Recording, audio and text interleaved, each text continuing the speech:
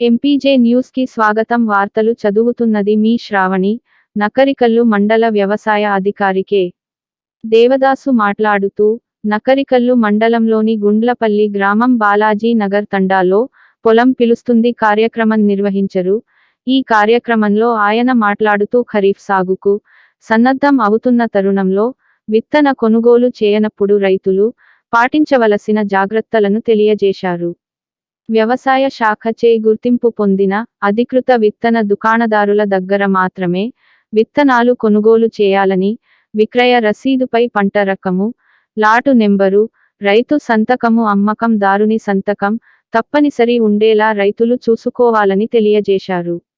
మొలక శాతం తప్పనిసరిగా పరీక్షించి విత్తనాల కొనుగోలు చేయాలి. విత్తన శుద్ధి తప్పనిసరిగా పాటించాలని రైతులకు తెలియపరిచారు.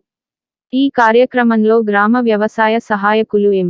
సంధ్యారాణి, గ్రామ నాయకులు కరాలపాటి వలి, చింతపల్లి పకీర అహ్మద్ మరియు రైతులు పాల్గొన్నారు.